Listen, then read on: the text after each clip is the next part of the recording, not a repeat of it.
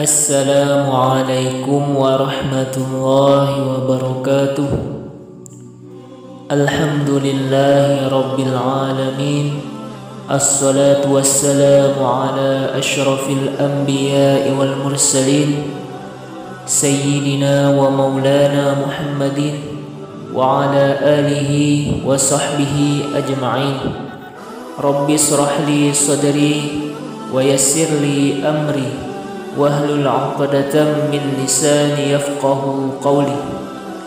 Alhamdulillah anak-anak sekalian, ini adalah pertemuan pertama kita di kelas 5 pada mata pelajaran Sejarah Kebudayaan Islam.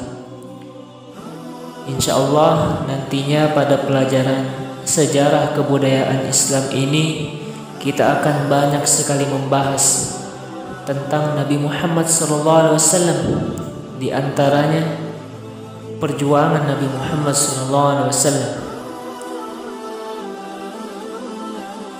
Mungkin langsung saja anak-anak, silahkan kalian buka buku kalian, buku SKI kalian pada halaman 1. Pelajaran 1, Keperwiraan Nabi Muhammad SAW. Silahkan dibuka lagi halaman 3 di buku kalian. Kita baca terlebih dahulu pendalaman materi. Silahkan disimak baik-baik ya. Halaman 3, pendalaman materi, paragraf pertama. Diperhatikan baik-baik. Keberadaan kaum muslimin di kota Madinah semakin bertambah kuat dan kokoh. Hal ini menyebabkan kaum kafir Quraisy di Mekah semakin khawatir dan merasa terancam. Mereka takut jika sewaktu-waktu Nabi Muhammad SAW memimpin kaum muslimin untuk menyerang mereka. Jadi ketika itu di kota Mekah, agama Islam ini sudah kuat sekali. Semakin bertambah kuat dan kokoh agama Islam ketika itu di kota Mekah. Karena semakin kuatnya agama Islam ketika itu, kaum kafir merasa terancam akan keberadaan agama Islam ketika itu. Karena semakin kuatnya agama Islam, mereka khawatir dan merasa terancam. Merasa terancam kenapa? Mereka takut jika sewaktu-waktu Nabi Muhammad memimpin kaum muslimin untuk menyerang mereka. Dia khawatir karena kuatnya agama Islam di kota Mekah ketika itu. Mereka khawatir. Khawatirnya kenapa? Khawatirnya Nabi Muhammad tiba-tiba memimpin kaum muslimin untuk menyerang mereka. Nah, kita lanjut paragraf kedua halaman 3. Oleh karena itu, mereka selalu berusaha memecah belah persatuan kaum muslimin di Madinah. Mereka bersekutu dengan kaum Yahudi dan suku-suku Arab lainnya yang masih kafir. Mereka mengganggu dan memecah belah persatuan kaum Ansor dan Muhajirin di Madinah. Kaum Quraisy mengancam akan menyerang kaum muslimin di Madinah. Mereka mengirim surat ancaman itu kepada kaum Muhajirin yang isinya, "Janganlah kalian merasa bahwa kalian telah lolos dari kami menuju Yasrib. Kami akan datang dan menghancurkan kalian." Karena sudah saking takutnya orang kafir ketika itu, karena saking khawatirnya mereka ketika itu akan diserang oleh kaum muslimin, maka mereka memecah belah kaum muslimin di kota Madinah. Mereka memecah belah persatuan kaum Ansor dan Muhajirin. Nah, kita ketahui bersama kaum Ansor dan Muhajirin itu ibarat kata sudah seperti saudara kandung.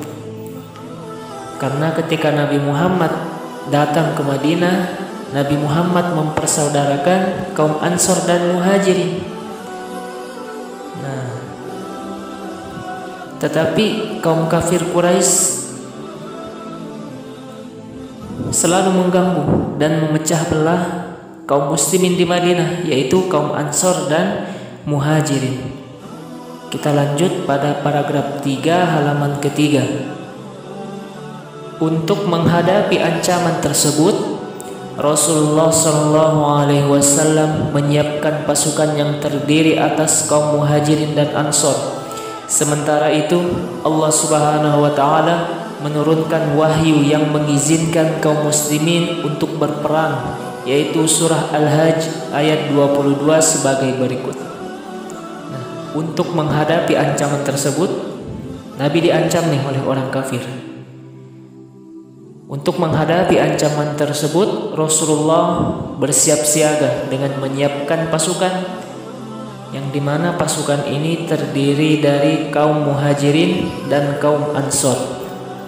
Lalu turunlah wahyu Allah Subhanahu wa taala yang mengizinkan kaum muslimin untuk berperang, yaitu surah Al-Hajj ayat 22. Itu ayatnya ada di halaman 4, silahkan kalian buka halaman 4. Udzina lilladzina yuqatiluna bi annahum zulimu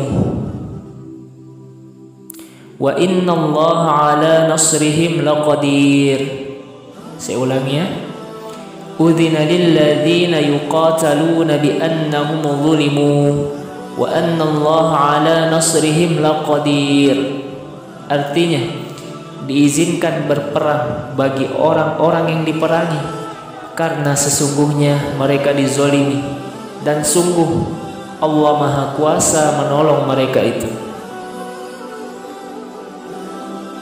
Paragraf pertama di halaman 4. Perhatikan. Namun perang yang diizinkan adalah perang untuk membela diri dan berperang melawan kaum kafir Quraisy yang waktu itu selalu mengganggu ketentraman kaum muslimin serta mengancam Nabi Muhammad SAW dan kaum muslimin di Madinah. Sejak saat itu banyak perang yang dilakukan oleh Nabi Muhammad SAW bersama para sahabatnya dari kaum Muhajirin dan kaum Ansor. Namun terkadang Rasulullah SAW hanya mengirim pasukan untuk berperang dipimpin oleh salah seorang sahabatnya ketika beliau berhalangan. Perang yang langsung dipimpin oleh Rasulullah disebut ghazwah. Yang tidak dipimpin langsung oleh Rasulullah disebut sariyah. Jadi yang namanya berperang itu tidak asal berperang. Jadi harus ada sebab kenapa peperangan itu bisa dilakukan, kenapa peperangan itu bisa terjadi. Adapun di dalam agama kita, perang itu diizinkan apabila kita untuk membela diri. Apabila agama Islam kita dilecehkan, agama Islam kita mulai diinjak-injak, maka Allah mengizinkan kita untuk berperang. Apabila kita diserang, maka kita harus membela diri.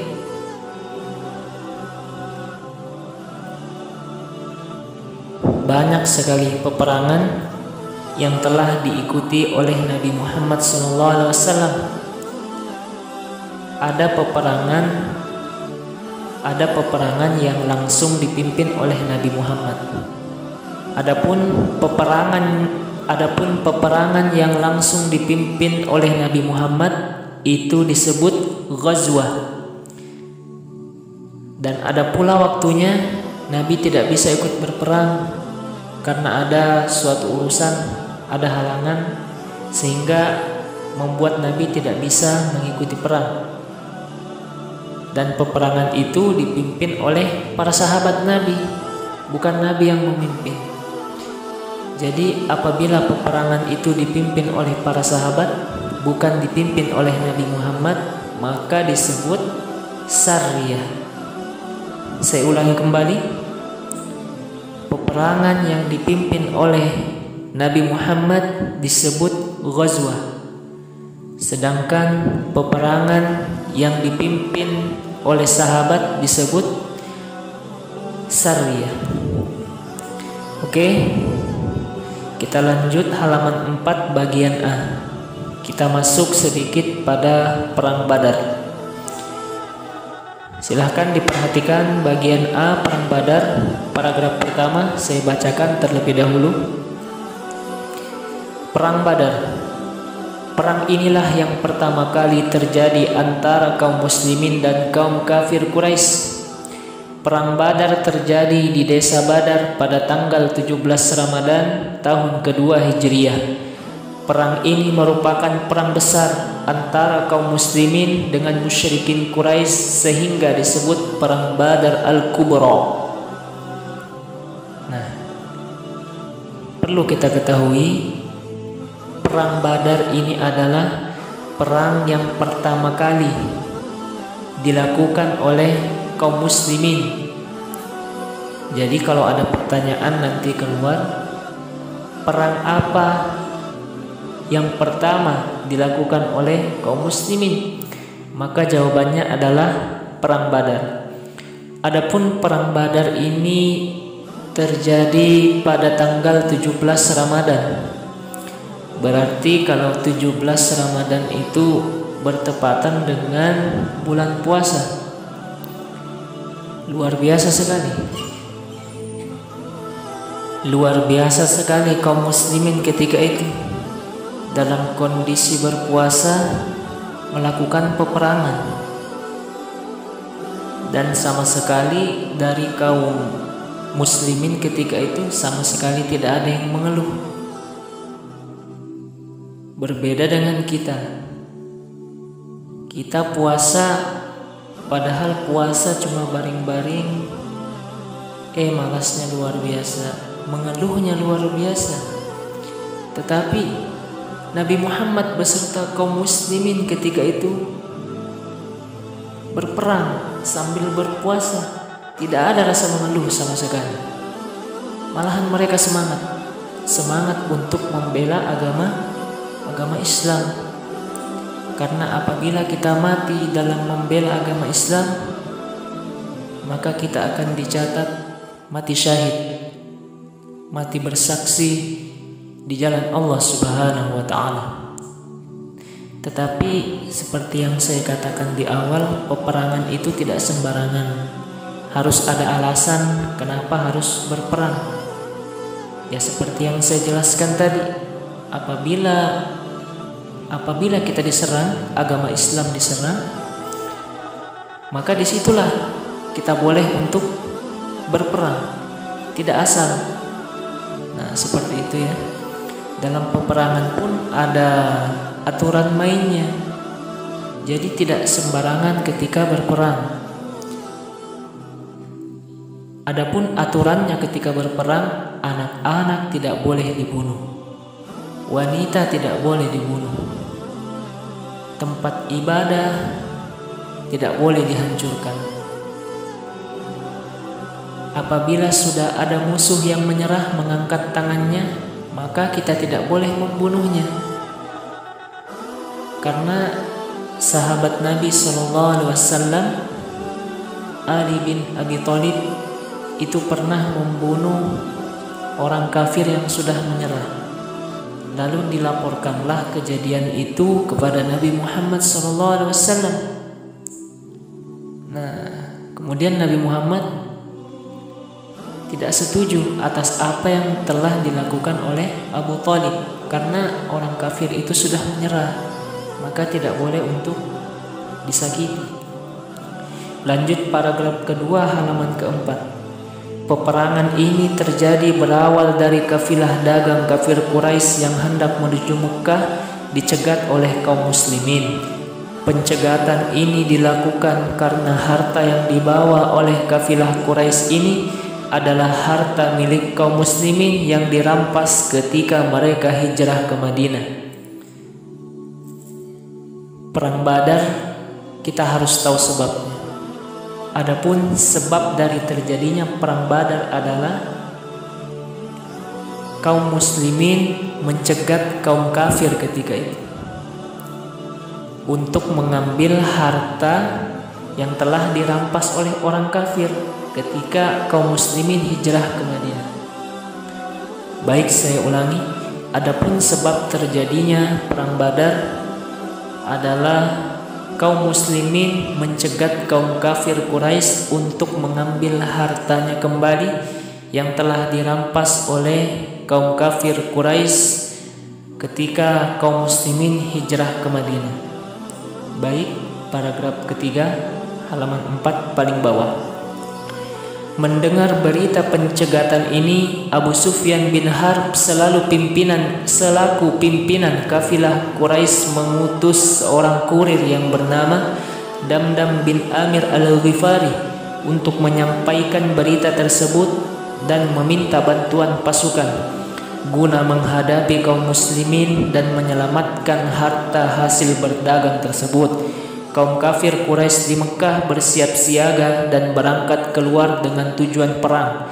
Tak seorang pun kaum kafir Quraisy yang tertinggal. Lanjut halaman 5 paragraf kedua. Dalam peperangan ini pasukan Islam hanya berjumlah 314 orang. Mereka terdiri atas kaum Ansor dan Muhajirin. Pasukan Islam ini dipimpin langsung oleh Rasulullah SAW. Dan pemegang bendera muslim adalah Mus'ab bin Umair. Sementara pasukan kafir Quraisy yang bertugas melindungi kafilah dagang tersebut berjumlah 1.000 orang yang dipimpin langsung oleh Abu Jahal, tokoh Quraisy yang sangat terkemuka. Baik anak-anak, saya jelaskan sedikit. Dalam perang Badar ini jumlah kaum muslimin itu sangat sedikit, yaitu jumlah kaum muslimin ketika itu 314 orang saja jumlahnya. 314 orang, sedangkan jumlah dari kaum kafir itu berjumlah 1.000 orang. Nah, silahkan kalian hitung berapa selisihnya itu. 314 kaum muslimin dan 1.000 orang kaum kafir Quraisy. Adapun kaum kafir Quraisy dipimpin langsung oleh pamannya Nabi, Abu Jahal. Jadi ini pertempuran antara Nabi Muhammad SAW dan Abu Jahal. Pertempuran antara kaum muslimin dan kafir Quraisy. Lanjut halaman 5 paragraf ketiga. Berdasarkan adat dan tradisi bangsa Arab saat itu, sebelum perang dimulai harus diadakan perang tanding terlebih dahulu. Jadi, setiap pihak harus mengirim tentara terbaiknya. Setelah perang tanding ini dimenangkan oleh kaum muslimin, kedua pasukan saling menyerang. Dalam perang ini, kaum muslimin memperoleh kemenangan yang gemilang. Walaupun 14 orang dari kaum muslimin gugur sebagai syuhada, namun di pihak Quraisy korban yang gugur 70 orang, termasuk Abu Jahal yang dikalahkan oleh Mu'az bin Amru bin Mu'awwaz bin Afra. Sementara itu tidak kurang dari 70 orang lainnya ditawan oleh pasukan Islam. Nah, jadi sebelum peperangan besar itu terjadi harus ada tanding 1 lawan 1 terlebih dahulu. Harus ada duel sebelum pertempuran besar terjadi. Kedua kubu ini saling berhadap-hadapan, kemudian dari masing-masing kubu ini menyiapkan tentara terbaik 1 orang, dari kaum muslimin 1 orang, dan dari kaum kafir Quraisy 1 orang. Kemudian berduel. Setelah duel dilakukan, duel itu pada perang Badar dimenangkan oleh orang Islam, kaum muslimin. Setelah tanding 1 lawan 1, maka terjadilah peperangan yang sangat besar antara kaum muslimin dan kaum kafir Quraisy ketika itu. Adapun pada perang Badar ini kaum muslimin memperoleh kemenangan yang gemilang. Walaupun ada beberapa yang wafat, yaitu jumlahnya 14 dari orang Islam yang meninggal pada perang Badar. Sedangkan jumlah orang kafir yang meninggal ketika itu lebih banyak dari wafatnya tentara kaum muslimin, yaitu 70 orang. termasuk pamannya Nabi yang tewas ketika itu, yaitu Abu Jahal. Luar biasa Allah Subhanahu wa ta'ala memberikan pertolongan kepada kaum muslimin ketika itu, padahal jumlahnya tidak begitu banyak, hanya berjumlah 314 orang, sedangkan jumlah dari kaum kafir Quraisy lebih banyak dari itu, yaitu 1000 orang. Jadi ada hikmah yang besar dari peristiwa perang Badar ini, yaitu diantaranya jangan kita berputus asa. Kesulitan apapun yang kita hadapi, jangan sampai kita putus asa. Kenapa kita tidak boleh putus asa? Karena kita punya Allah. Ketika kita berdoa kepada Allah, maka mustahil Allah akan menolak doa-doa kita. Berdoa kepada Allah, minta kepada Allah. Libatkan Allah Subhanahu wa ta'ala dalam segala permasalahan. Kamu punya masalah, kalian punya masalah, adukan kepada Allah. Jangan adukan kepada orang lain. Insya Allah, Allah akan memberikan pertolongannya kepada kita, hamba-hambanya yang senantiasa berdoa kepadanya. Mungkin cukup sampai sini materi kita pada pertemuan pertama ini, yaitu perang Badar.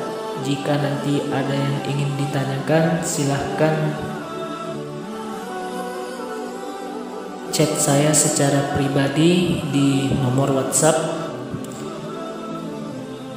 Mungkin ini yang bisa saya sampaikan. Cukup sekian dan terima kasih. Wassalamualaikum warahmatullahi wabarakatuh.